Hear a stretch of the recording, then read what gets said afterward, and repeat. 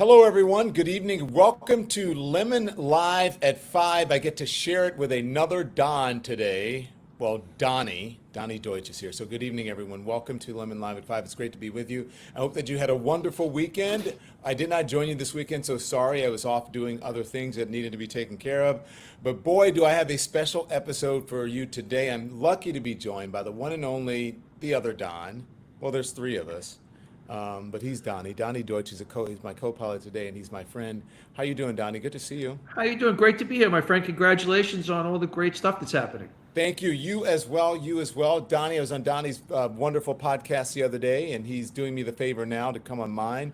So, Donny, I appreciate it. Donny is a beloved TV personality. For those of you who don't know, everyone knows who Donny Deutsch is. He's a core member of the Morning Joe MSNBC family, and he is the chairman emeritus of Deutsch Inc. Aren't you the founder of Deutsch Inc.? Actually, my dad was the founder, but I took it over, was CEO, and then that's another lifetime, though. So emeritus means you don't do it anymore. That's what that means. Well, Donny, we have a lot to talk about today. The president, did some really crazy things this weekend as he was speaking in Nevada. Some people were passing out. Also, he is upset. You mean the former president? The former president, excuse me. Right. Thank you for clearing that up. Right. The former president. And he's upset about this ad that the current president and the current presidential campaign, the Biden campaign, that they have released about what John Kelly said he said regarding fallen heroes, that they were suckers and losers. We also have these new tapes. There's a bit of breaking news, if you want to call it that, these secret SCOTUS recordings that are out today. And then I'm going to have a chat. I know you're going to be very interested in this. I just taped a show for tomorrow, Donny. It's not out yet. It's with Brianna Joy Gray. Have you heard of her? I certainly have. She's got some problems, right? Yeah, and on the war in Gaza. I spoke to her for about an hour. That is going to be released tomorrow. So we're going to talk about that. I'm going to tell you some of the things she said, and I want you to respond to it. So Thank you very much. So let's get to it. I just want to let's get to the Supreme Court, these secret recordings first, Donny, because just to give you a little context, the Supreme Court Justice Samuel Alito, he's really been thrust in the middle of yet another controversy today. Rolling Stone is publishing this remarkably candid audio from him talking about the battle between America's ideological poles, citing fundamental differences between the two sides. He says that he can't be compromised. Anyway, he goes on. It's by he had a conversation with, secretly recorded conversation, I should say, with Lauren Windsor. She's a documentary filmmaker and a reporter who approached the justice and said as though she were a religious conservative after joining the organization under her real name, and then she wrote for Rolling Stone. So I want to listen to some of the secret recordings, Donny, and then I'm going to get your response to it. Let's listen, and then Donny and I will talk about it. Here it is. Hi, I wanted to say hello to you again. My name's Lauren. I met you last year. I think you already met So, anyway, I wanted to tell you, my husband wanted to be here, but in Austin, business thing, it was just like, make sure that you tell Justice Alito that, like, he is a fighter, and we appreciate him, and he has all the grit, and I know it's got to be terrible what you and your family are going through right now, so I'm just so sorry. Oh, thank you. Thank you very much. I appreciate it. But, and I'm sure you don't remember this at all, but what I'd asked you about was about the polarization in this country, about, like, how do we repair that rift? And considering everything that's been going on in the past year, as a Catholic and as someone who, like, really cherishes my faith, I don't know that we can negotiate with the left in the way that, like, needs to happen for the polarization to end. I think that it's a matter of, like, winning. I think you're probably right. I think one side or the other is going to win. I don't know. I mean, there can be a way of working, a way of living together peacefully, but it's difficult, because there are differences on fundamental things that really can't be compromised. Really can't be compromised. So it's not like we're going to split the difference. And that's what I'm saying. I I think that the solution really is like winning the moral argument. Like people in this country who believe in God have got to keep fighting for that to return our country to a place of godliness. Oh, I agree with you. Because we look at like the decline of our society, the decline of the nuclear family, and liberals, I just feel like, want to see that happen and proliferate. And I think we've been too permissive to say, oh, okay, I understand. Okay, so he said that it's not like you're going to split the difference when he was talking about his beliefs of an increasingly factional battle between Democrats and Republicans. Those remarks were made at the Supreme Court Historical Society's annual dinner. That was on June 3rd, not that long ago, just a couple of days ago. Donnie, I don't know. Are you so surprised by Alito's unvarnished partisanship, especially considering everything that's been going on with the court lately, what we've been finding out about the court? There's a reason that as far as institutions goes, the Supreme Court used to have kind of the highest ranking, and now it's gone to one of the lowest. Look, this is what we have here. This is a guy who was pretty clear, his family was pretty clear on January 6th. Obviously it was his wife at this point, we know, and had nothing to do with him. He says tongue in cheek. This is, frankly, him saying about God and God's place here. That's, by the way, that's not in America. That's not what a Supreme Court justice is supposed to be espouting one way or the other. I mean, there is something called church and state, and I last time I looked, religion was not part of, you're allowed to have your own personal belief systems, but it's not supposed to be brought in the court. The court is governed by the Constitution, by law, and supposedly Alito was an absolutist. I'm not quite sure if that's true, but it's scary. And look, this is what presidential elections are all about. Donald Trump gave us 3.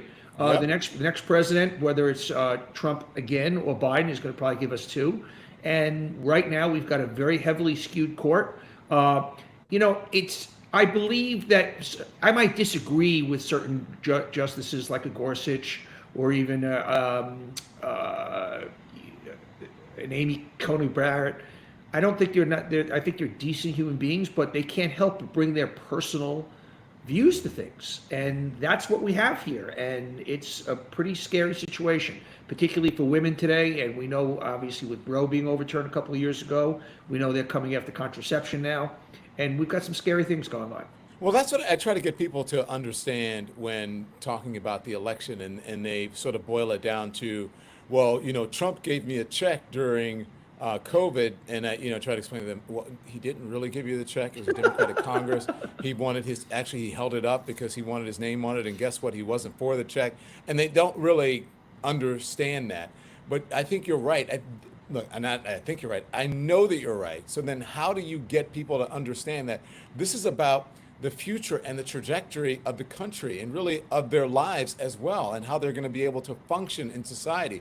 That's why elections are important.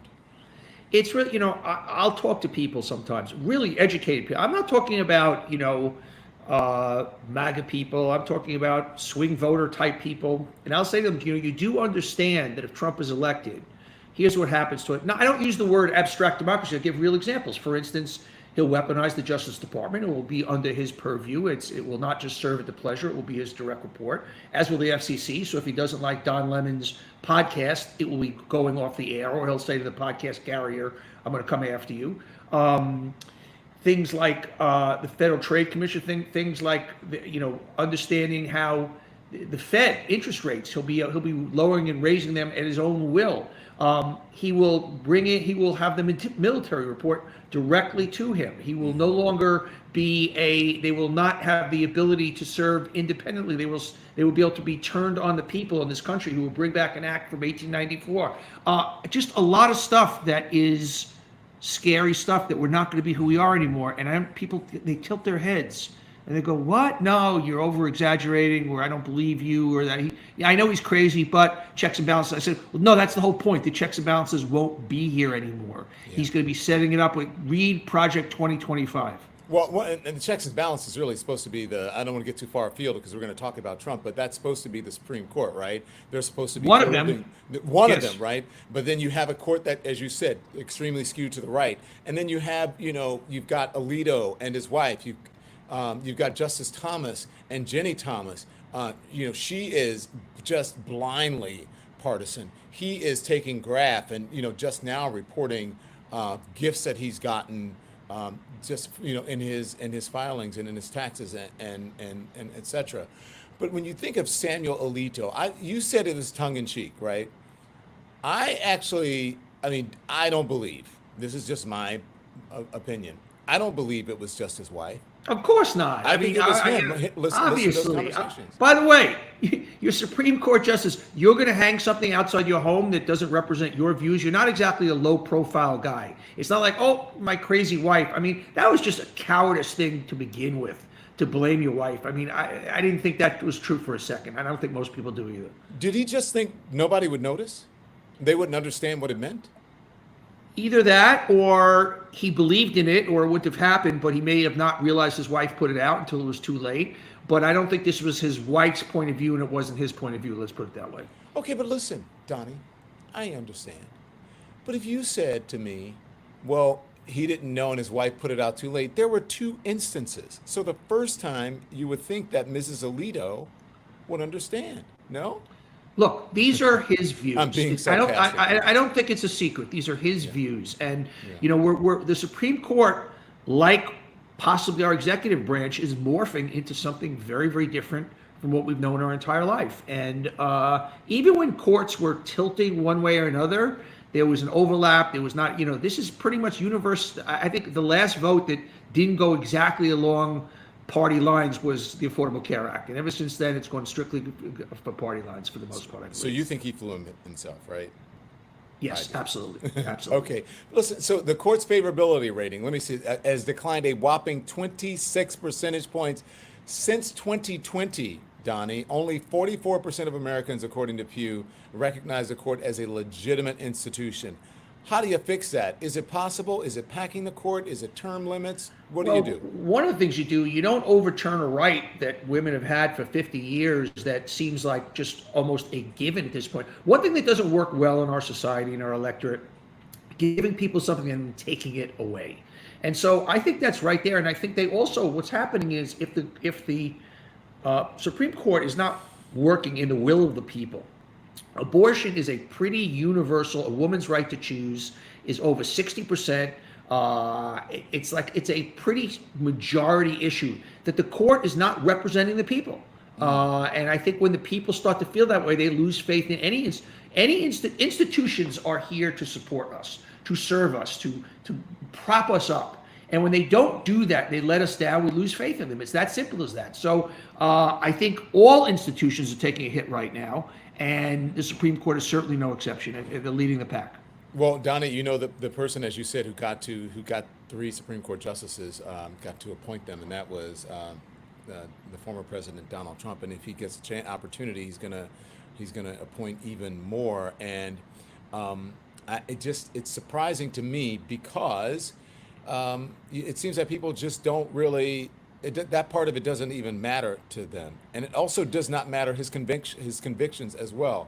Go on. What matters to people, what matters to most people, and I understand this, is what affects their daily life. Is the price of groceries, the price of their drugs, if a woman's body is not going to be controlled by her, if they see on their street illegal migrants who they feel don't belong here and are causing them to feel unsafe. Things like that really affect their day-to-day life. If crime is going up in their neighborhood, that's what affects people. And the problem we have is some of these more macro issues, which actually in the long run are going to affect them more, such as if we don't have a Democratic president, such as if we don't have a Supreme Court that is able to capitulate fairly.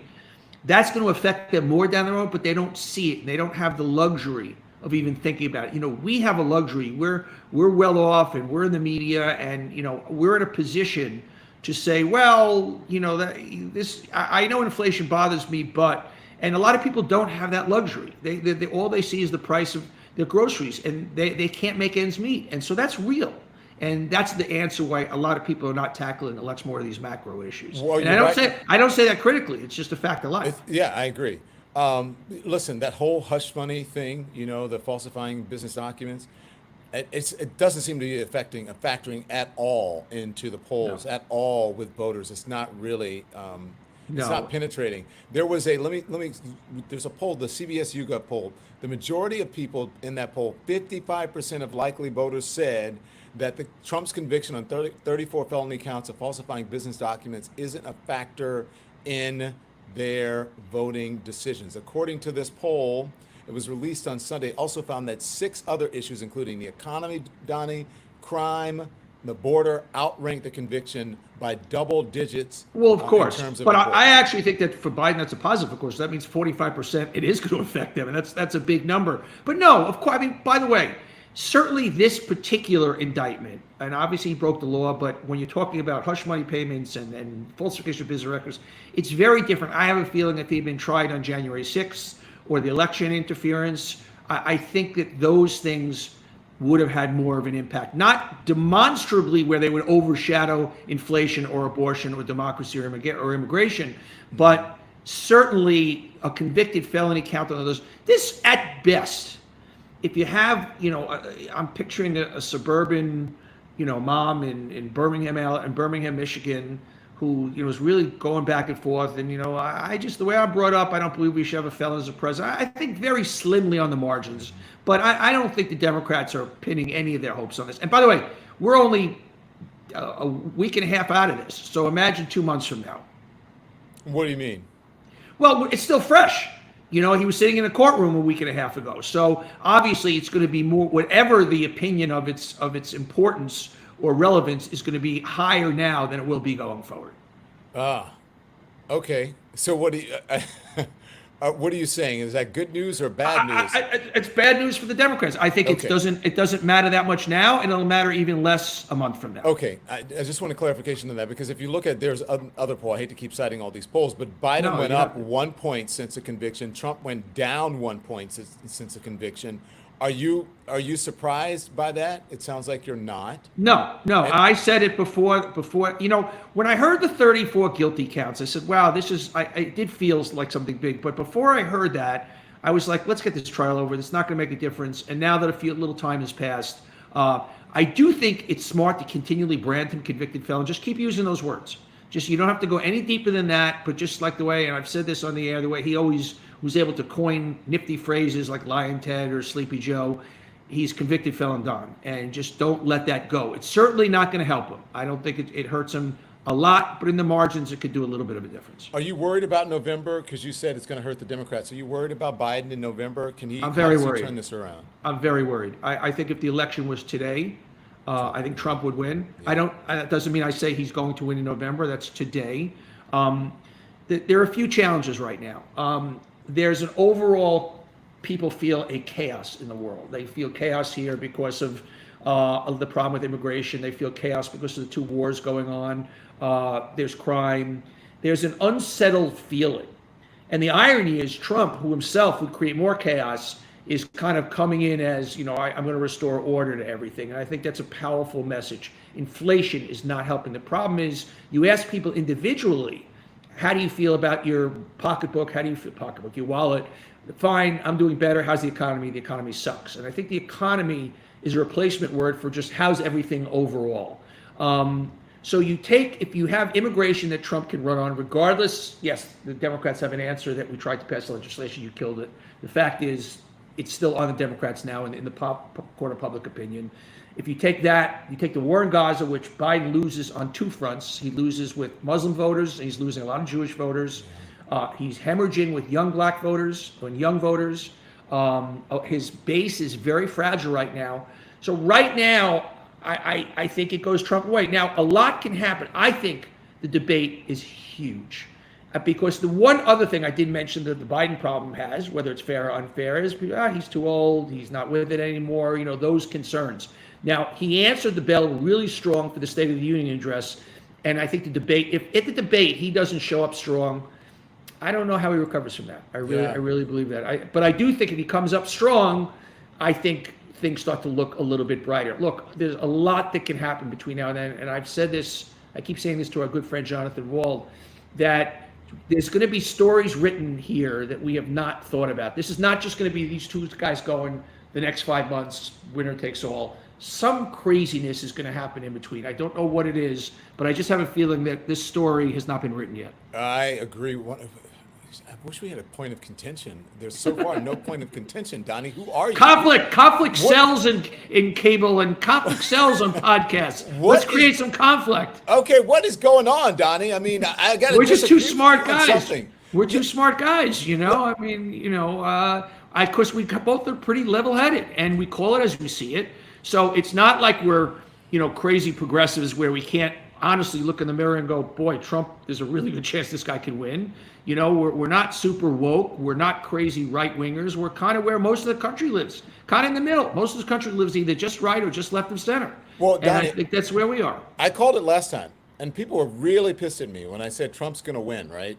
I did too. And you called it as well? I called it very early. At the end, I was like, I don't know. But very early on, before anybody was like, you know, this guy could really win after his. And so, you know, and I see the same writing on the wall this time. I see the last time for Biden, there was an enthusiasm as the anti-Trump. The enthusiasm is not there. The passion, the enthusiasm is around Trump. And usually passion wins. So as I said, today I'm worried. I'm still optimistic about what happens in November. I'm not quite convinced that he's going to win now, but I think if it was held today, maybe. Listen, I've been doing research, and as you know, listen, MAGA is only 14-15% of the Republican Party.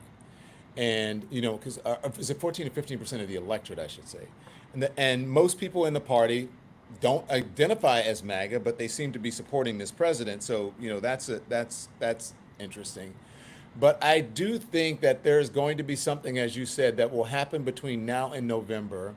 And it could be other people who are actually become the nominees. And anything can happen. Anything can happen. I could write scenarios on both sides where that could possibly happen. Yeah. But one of them could get sick. These are not young men. I don't wish that on either of them. Even I don't wish that on Donald Trump. But anything can happen. But here's what has to happen for things to start getting better for Joe Biden. I think the Feds have maybe got to drop interest rates a little bit so people can stop buying homes. Somehow a resolution in Gaza. And I think really staying on top of immigration. He's taken that first swing with the executive action to really make it feel like he's got his arms around that. And the Democrats have got to hit abortion. You've got to hit it that he's out to punish women. And I think abortion and democracy will paint what democracy is, saying, you know what, your grandchildren may not get to vote ever again. Are you okay with that? Really paint between the dots. And explain with this Project 2025 what that actually means, like concrete terms, not just like, well, he wants to get rid of the FBI, what does all of that really mean? I think that's what they're going to have to get into that. What it means is that everybody's daily freedoms are going to be hinged upon a lot more than they ever have been in history. Yeah. I want to play something that happened, this ad.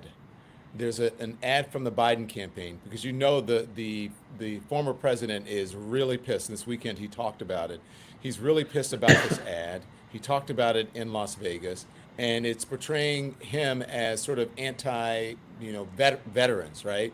He's saying, what the hell is in it for these people, that they were suckers and losers. Right. Here's the ad, and then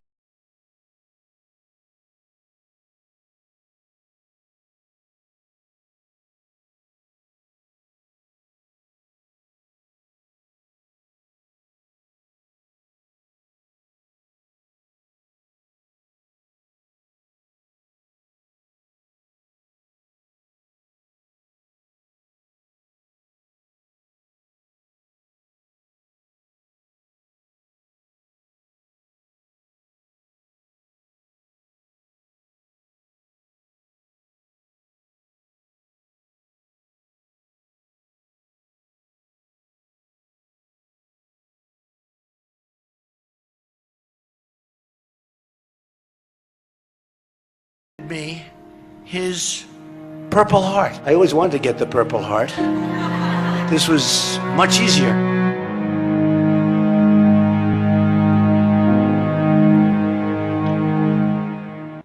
Don, I'll tell you where I like that ad, because live on Morning Joe last week, that's exactly what I told the Democrats to do. I basically even quoted the John Kelly thing. I'm not saying they listen to me, but I've been touting this for a long time. The military is the secret weapon. And in a way that the ad, the definitive ad, get Kelly, who we were referring to there, Mattis, McMaster, and Milley, black and white, to camera, saying, you know what, I gave my life for this. You know, my comrades gave their comrades. My fellow in arms gave their life to this country. I've served men. I've led men. We're not going to be safe with Donald Trump. And I don't care what political party you are. I'm speaking as American. If those 4 generals come out, that will be a powerful message. But I think in the power of the military and the power in the way he's taken a dump on the military is a huge, huge, huge strategic path. Yeah, you mentioned Milley and Kelly. They both worked for in the Trump administration. Kelly was his chief of staff for a while. Remember that? Yes, and that's when he said to him what he said to him. He says, and Kelly lost his son. Yeah. So can you imagine the disgusting character to say that in the first place, and no less to a man who paid the ultimate price by losing his son? Yeah. Donald Trump is denying it. Kelly is saying he absolutely 100% said it. Do you think this ad will penetrate? Yes, I do think it will penetrate. I think that in order to go to the next level, I got to see those faces on camera. Those are great Americans have got to come forward and to camera. You know, General Kelly's got to say, I've served this country. This is what this man said to me. And by the way, I'm a Republican.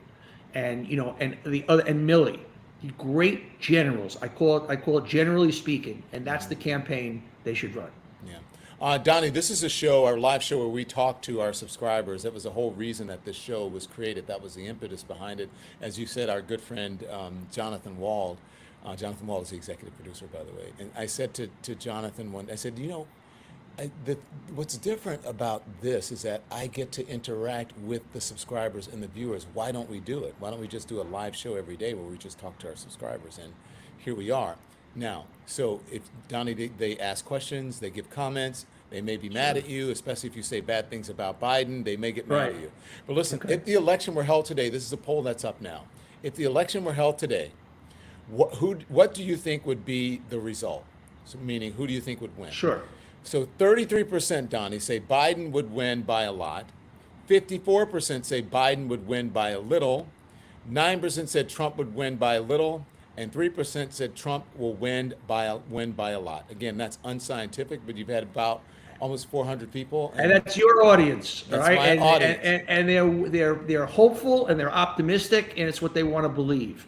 They are not representative, and I say this with all due respect to I think where the will of the people is across the country right now. I mean, that's you know, look, no matter how you slice it, this thing is a dead heat right now. I mean, it's super tight wherever it is, but I still believe at this moment in time, and look, the polls say this, Trump holds a slim advantage, you know, he does, and something's got to turn. You know, the hope the Democrats have is that the more Trump is out there, like this past weekend, I don't know if you were and your listeners heard his speech, and he was talking about sharks, he was just all over the place, and talking about January 6th, you know, he calls it J6 now, calling them hostages when we have tragically real hostages in Gaza, and he's talking about these motherfuckers that stormed the Capitol and tried to overthrow the government, calling them hostages now. So the more he's out there, the better for the Democrats. I actually think one of the negatives of the trial, it kind of kept them in a bottle for 6 weeks. Let him out there. And the Democrats' hope is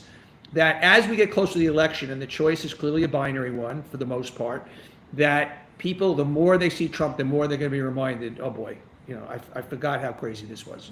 Yeah, because he gets to say crazy things or lie about things that he, said he didn't say, and we know John Kelly has nothing to lie about. So CC Ryder says polls are wrong, Donnie. CC Ryder believes the polls are wrong. They are, you know, interestingly enough, unfortunately, the polls usually underdeliver for Trump because there's what I call the Trump embarrassment factor. A lot of swing voters who don't want to admit they're going to vote for him. So polls are often wrong. Unfortunately, for our side, the polls have kind of underrepresented Trump in the past polls. I'm not saying that's the case today, but yes, polls are wrong. Let's go on the premise that polls are wrong. But right now, you can look at polls are from trends, overall snapshots, and overall trends. And you can't obviously look at any one poll. But if you see that in all the polls, it's moving in a direction, well, that kind of tells you something. If you see in all the polls, people believe the economy isn't good, you got to pay attention to that. So certain things you just kind of have to take with a grain of salt. Other things you can't have your head in the sand, you got to look at. Yeah, I don't disagree with you. Let's see what someone else says. Donnie, there's some people that are so mad at you that says, STHU, shut the hell up, Donnie. You don't know what the Well, you don't know what the will of the people will be. Well, I don't. What I do know is somebody who ran a business and someone who loves this country and very much wants Joe Biden to win, that the worst thing the Democrats can do is be complacent. You always play like you're from behind. So that's, I'm not going to sit here and whistle, when I see problems, when I see concerns, I'm going to say, let's hit them head on. Let's go strong. When they go low, let's get lower, whatever the words you want to use to be fighting words. But the answer is not to pretend like we're not in a really difficult dogfight. Yeah. Y'all better listen to Donnie, says Pat Williams. Pat, so she knows. Yes, tell it, Donnie. That's what And the Truth Is says. Yes, tell it, Donnie, and then gives you a thumbs up. Speaking of thumbs up, make sure you hit the thumbs up and like and subscribe. Okay. I like it. You're a pro. We got to say that. And thank you for supporting independent media. Gabby Mathis says, Don, you're very hard to hear. Please turn your mic up. Actually, I forgot my fancy mic. I'm in a hotel room, as you can see. I'm in Washington, D.C., Donnie. As soon as we're done with this, I'm going to head over to the White House there's a big Juneteenth celebration that I was so lucky enough and honored to be invited. So I'll report back to everybody and I'll let you know what's up. And then there is the Pride event that's going to happen at the Vice President's house later in the week. I'm trying to make that one. We'll see if I can.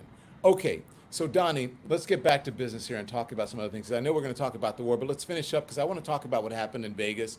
I told you that the former president was upset about this veterans ad. Mm-hmm. And now, Donnie, I want to play some sound of some Trump over the weekend, this rally at Vegas, again, something that truly bonkers. He said that the January 6th insurrectionists were warriors. Here it is.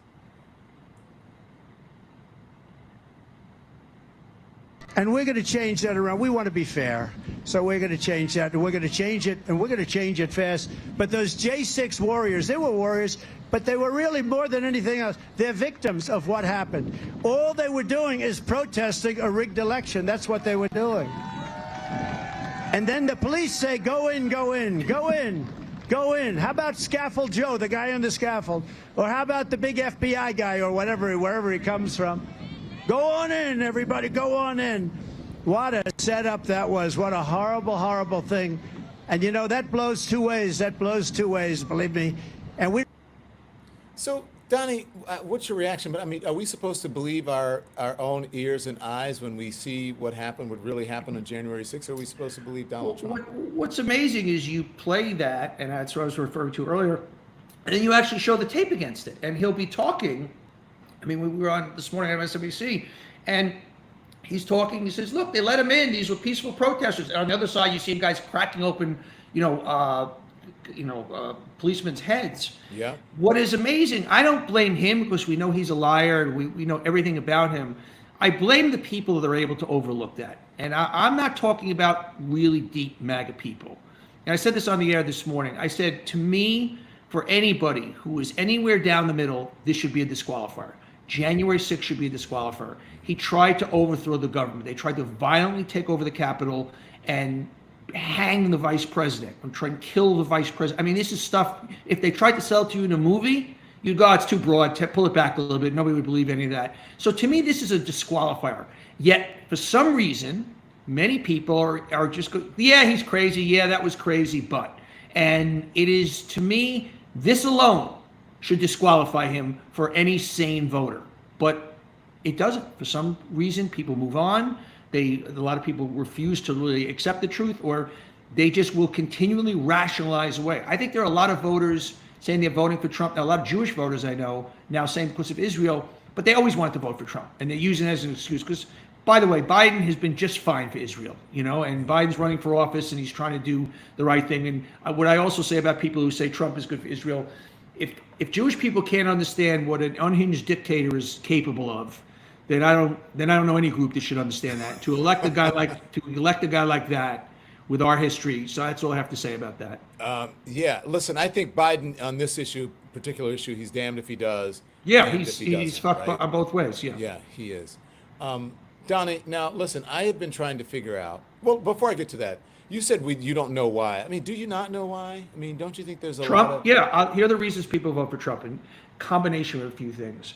I think a lot of it is pure money, if it's an extra dollar in my pocket. Right. But I think the main thing, and those are some of the more aspirational Trump voters, and I don't blame a Trump voter who thinks they're worried about their wages and they think for whatever reason Trump's going to get them higher wages and that's it. I think a lot of it has to do with this country in a very few years is going to be a majority non-white country.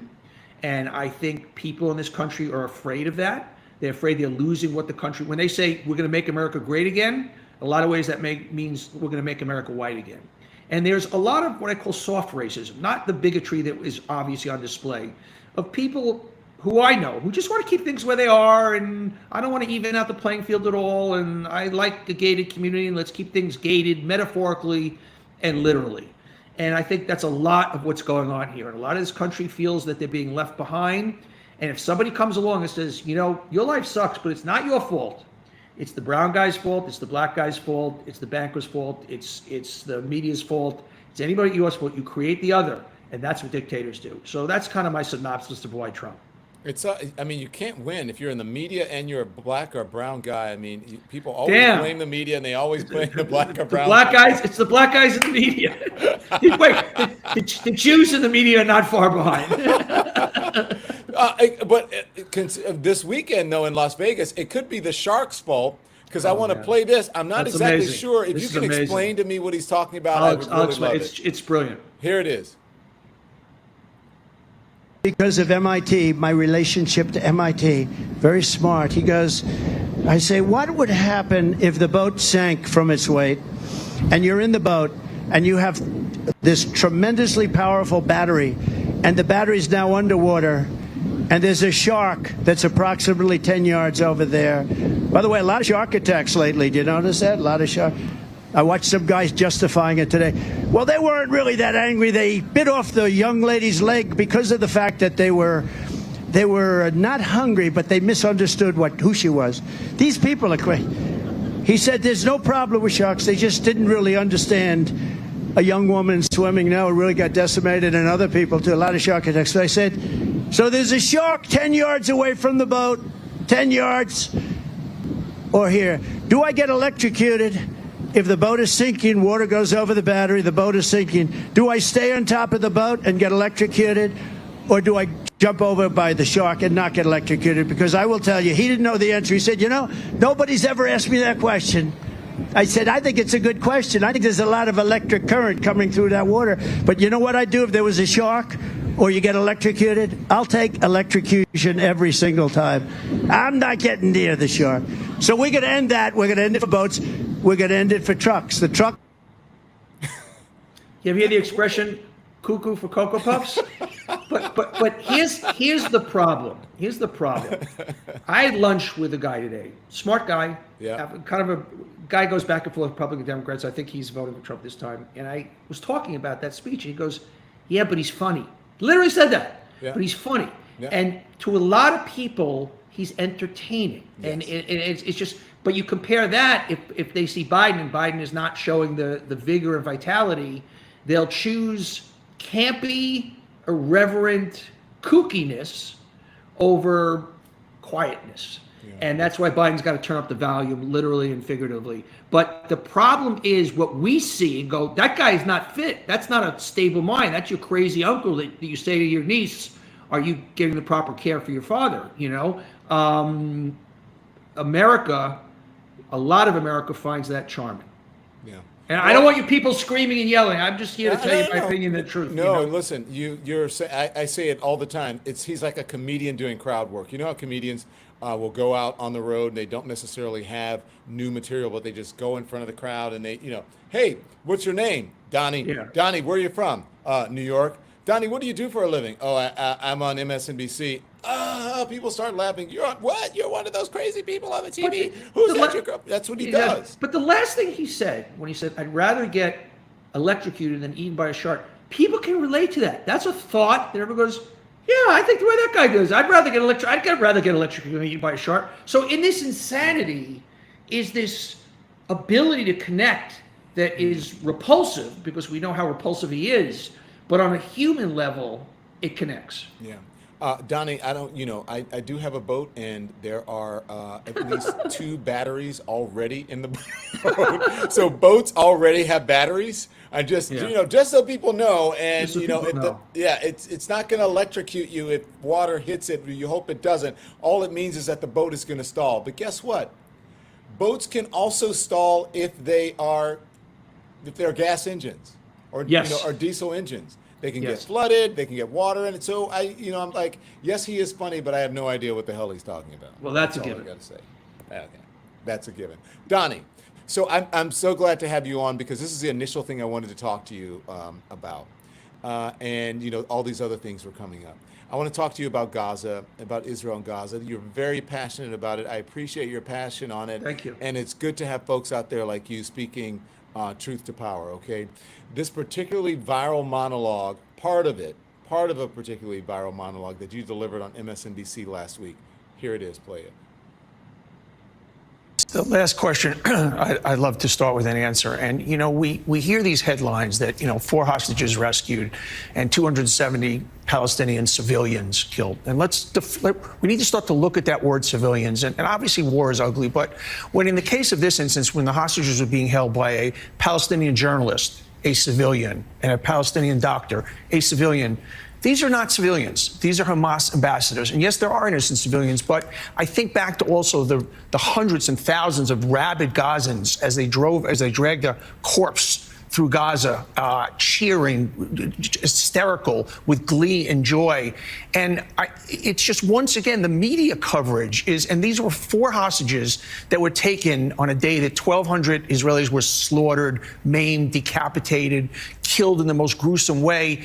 And I don't know if Americans had 4 hostages that were taken and we had a rescue mission, and yes, there were 270 casualties, and many of those Palestinian casualties are deep, deep, deep sympathizers of Hamas. Would the coverage be the same way? Would anybody be criticizing the rescue mission, or would it be truly one of heroism? But I do think we have to start to really talk honestly about the definition of civilian casualties. And this is against the backdrop of, even having said that, we're the lowest civilian to combatant casualty in the history of war. But when I saw those headlines, and it was demeaning to the rescue mission, and obviously there were some real innocent people, but civilian, we got to really delve into that word. Donnie, I've seen you be passionate before, and I'm not sure, maybe to that degree, but that one really stuck out to me. And by the way, if you have to watch Donnie on Morning Joe, so make sure you tune in. And also, there's a Morning Joe YouTube channel. You can check that out. But after you watch this, what inspired that, Donnie? What inspired it was, I'm watching news. First of all, let me preface this by saying war is ugly. And unfortunately, in war, civilians and real innocent civilians do get killed in every war. And America kills civilians, not on purpose. It happens, particularly in this case, because as we know, Hamas hides behind civilians. They put their military underneath hospitals. And what got me going this weekend is they report, and it didn't get reported a lot, that the hostages were being kept 3 of the hostages were being kept by a Palestinian journalist and a Palestinian, his father, doctor, 2 civilians. And then they say, well, there were 4 hostages rescued and 270 civilians killed. Now, as far as I'm concerned, the 2 people I mentioned are to me, as evil as combatants. Okay, they are the enemy to Israelis, I believe. They're not in uniform, but they're literally keeping captive hostages, poor people who have been taken from their family. So, how many civilians, out of the numbers, and we also have to say civilian count, this is coming from the Palestinian Health Authority, we don't even know if it's true. How many of those civilians are truly, quote unquote, innocent civilians caught up in war versus what I'll call Hamas ambassadors, and would love to see Israel destroyed and Israel killed? And if they had a way, they would kill an Israeli with their own hands. So we've got to kind of not just give blanket statements. Having said that, any innocent person killed in war is, and particularly a child, your heart breaks. But these blanket statements, we've got to be a little bit more specific what we mean when we talk about civilians. And I go back to seeing when an Israeli corpse was being dragged through town and thousands of Gazans cheering and screaming and they were so thrilled to see this dead body being dragged through the street. And where do they fit in the word of civilians? And that's the point I was trying to make there. Donnie, I spoke to Brianna Joy Gray earlier today, just before coming on live with you. It's a fascinating conversation. It's going to be released tomorrow. I think we were gonna do it on Wednesday, but I think it should be released tomorrow. So I'd like it to go out tomorrow. Are you familiar with her? Are you familiar why she was fired? Yes. How Yes, she I was was. fired from the Hill last week? Yes. Yes. Yeah. What'd you think? I thought she should have been fired. I thought that, a woman is on talking about a relative who's a hostage, and she rolls her eyes like either it's not important, or she's making it up, or she's taking a direction. I think it was repulsive, and I thought she should be fired, and I was glad she was fired. She said that she rolled her eyes not because of that, but because she thought it was an attack on her, a personal attack on her. She explains what happened. She said she says that she wasn't rolling her eyes at the guest that had anything to do with, her sister. By the way, her sister was a hostage. Well, she immediately cut her off. Yeah. So Yeah. I don't necessarily buy that. I'm not saying that's not her truth. But if you watch the tape, she rolls her eyes and then immediately cuts the woman off. So if I'm in a court of law and I'm trying to prove something, I go, well, those two things kind of go together, Have you watched her work? I don't know. That was the only time I saw her, and Yeah. it was enough for me. There's a show called Rising, and she does push back, and she's very pro-Palestinian. And then she has a partner on the air, a young man. He's not quite as pro-Israel as she is Palestinian, but they do have, some interesting back and forths there. Do you believe that she said that there was, she thought she was being targeted, or it was a setup by her colleagues there and they wanted to get rid of her. Do you believe that there's a censorship campaign, Donnie, against progressive voices in the conversation around the war in Gaza? Remember, Mehdi Hassan was canceled on MSNBC. No, I think if you watch MSNBC, frankly, other than Morning Joe and a little bit on Nicole's show, I think a lot of it leans on heavy to the left, if you will, for lack of a better term. And so Candace Owens was fired as well, and then you have this Brianna. But go on, sorry. Once again, if you watch MSNBC, you watch Primetime, I don't want to say they're pro-Palestinian, but they certainly seem to be leaning in a progressive direction.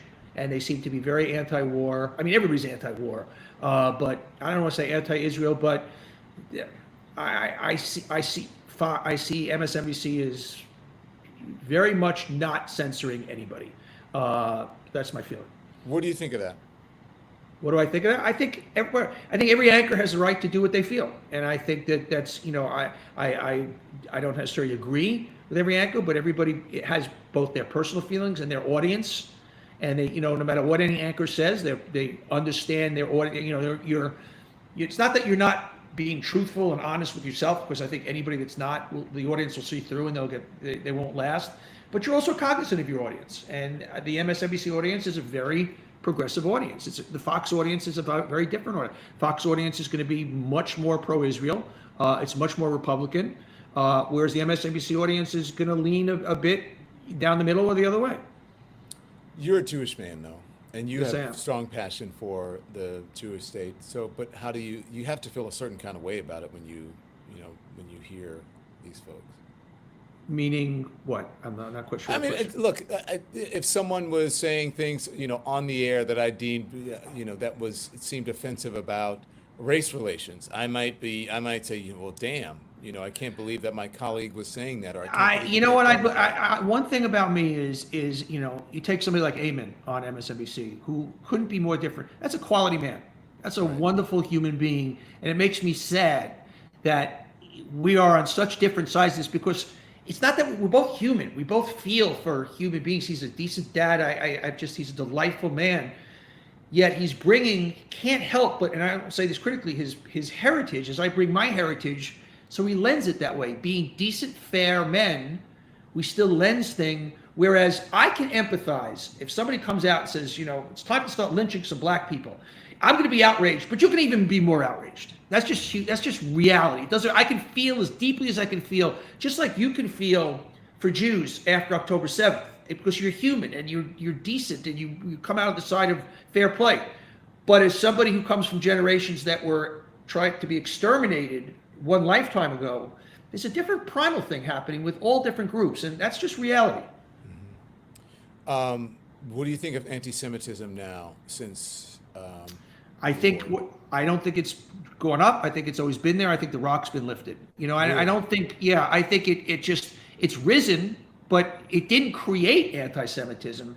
It allowed it to. What was so upsetting and so upsetting and unnerving for Jews was after October 7th, instead of people, coalescing around the Jewish community, people were coming down on us.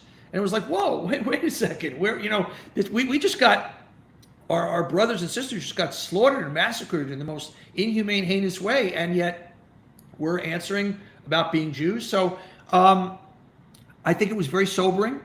And it's very sobering what's happening now. And what's very sobering, particularly on the campuses, is how young people don't even understand the issues. They see it as oppressed, white skin versus darker skin, wealthier versus least wealthy, and that's the way they've been brought up to think about any conflict. We have a poll up now that says, do you think mainstream media, MSNBC, CNN, New York Times, for example, do you think the mainstream media is more pro-Israel or pro-Palestinian? Only about 200 people have voted. I would love to get more people on the vote before I read it. But listen, I just want to say to Gabby Mathis, thank you for supporting independent media. Gabby says, as a Jew, I stand for Palestine. That's interesting. Sure, she's not alone. Yeah. By the way, I stand for Palestine also, for a peaceful Palestine, for a Palestine that does not want to annihilate the Jewish community and the Jewish world. Wouldn't it be great if Palestine turned into Singapore, this amazing city by the sea that was thriving and wonderful and independent? That would be a wonderful thing. Thank you, Happy, for supporting independent media. But Happy has, Happy wants me to go live for New Year's Eve. It has nothing to do with Israel and Palestine. So the Lemonheads, they call themselves the Lemonheads in here, Donny. But Donny, I have to ask you. I want to ask you about Benny Gantz, right? It's the leader of the National Unity, which is Israel's second largest political party, resigned from the country's ruling government. He's widely seen as a centrist, as a moderate. Do you think that's going to change the direction of the war? Look, Netanyahu is not the future for Israel. Clearly, he is not the answer for it. And Netanyahu, you have to wonder some of his motives as far as are they staying in office? And it doesn't mean I'm not a hardliner, but the things that are happening on the West Bank are not okay. The things that are happening, by Orthodox Jews and some of the things that are going to the extreme far right is not the answer. Benny Gantz, the thinking of a Benny Gantz, is the future of Israel. Does that mean you change generals midstream in a war? Or I don't think so, but something's got to give. So Benjamin Netanyahu is not the future of Israel, nor can he be the future of Israel. Sarah K. Williams says, we will stand for the innocent Palestinian people, but not the terrorists, meaning Hamas. Amen. Cindy Reiser says, what would Jesus say about Israel and Gaza? I think he would say, stop the violence and release the hostages. Which, by the way, that's what Israel wants. All that has to, by the way, all Hamas has got to do, you want the violence to stop? Just put your guns down, release the hostages. Yeah. Everything stops. Peanut Begun says, Palestine could be a lot of things if Netanyahu leaves. And I think Donny just said that. I think Palestine and Israel could be a lot of things if Netanyahu leaves. Cheryl Gibson says, I stopped watching MSNBC because of the spin they put on the news. I don't want spin, I want facts. Donny, you don't have to respond to that. I'm just reading it. Okay. If you would like to, you can, but you don't have to. Donny's Spring 20E says, right, Donny, release the hostages. And then Cheryl Gibson says, I stopped watching CNN when they fired Don. I don't. Yeah, me too. Me too. Fuck CNN. No. Anyways, Donny, how does the war end? It's a Rubik's Cube. I don't know. That's the dilemma that everybody has. That there is, look, you say things that are contradictory.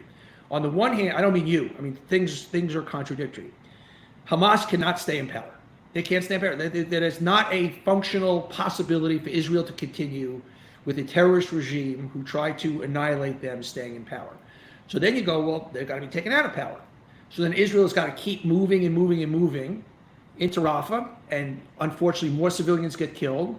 But if they don't, what happens? And if they do, what happens? So in an ideal world, what happens is some type of cooperative governing body of Arab states, of Israelis, of European countries, of Palestinians start to govern. Hamas goes away, and Palestine is a free new state. I don't know how we get there. Yeah. So, Donny, listen, you are very prescient on these issues, and just the little bit of time that we have left here, I don't want, well, I may stay on and answer some comments, but Okay. I just want to talk to you about what do you see coming in the future. I am concerned about November.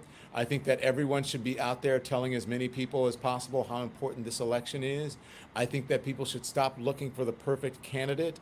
I think people should look at the Biden administration's accomplishments, and I think people should look at the Trump administration's accomplishments as well, and you'll see that there is a huge difference between the Biden administration's accomplishments and the Trump administration's accomplishments. And the Biden administration has actually been more helpful for the American people than the former Trump administration. The Biden administration has passed more legislative bills than any president in modern history. And if we can tick them all off. The economy is roaring. Yes, inflation has not been great, but it's softening. He's done a masterful job with Ukraine. He's done a masterful job with NATO. He got us through the pandemic. But the way I frame it to people is, to your point, there's a choice. You can't say, "Ooh, let's invent the perfect candidate," because these are the two candidates we have. You may not like Joe Biden, but we'll get to the other side. You may not like even Kamala Harris if something happens to Joe Biden, but we'll continue to be who we've been for 250 years. If you go the other direction, it's over. We're no longer a democracy. We might not get to vote again. We're not going to get to the other side. There's no do-over after 4 more years. So that's the way I frame it to people. Donny, how do you get to, I mean, let's be honest.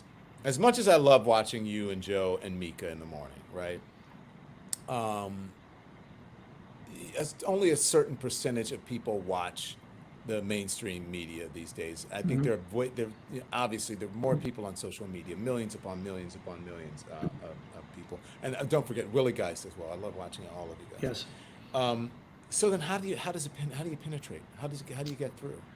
How do they? You just said it. Look, it's not through mainstream media. It's not through the couple of million people that are watching Morning Joe, because frankly, 95% of them are kind of all in one camp. Same with Fox. In the other camp, it's bespoke media. Preaching to the choir. You're already preaching to the choir. The answer is the kind of things that you're doing now. Is that it's social media.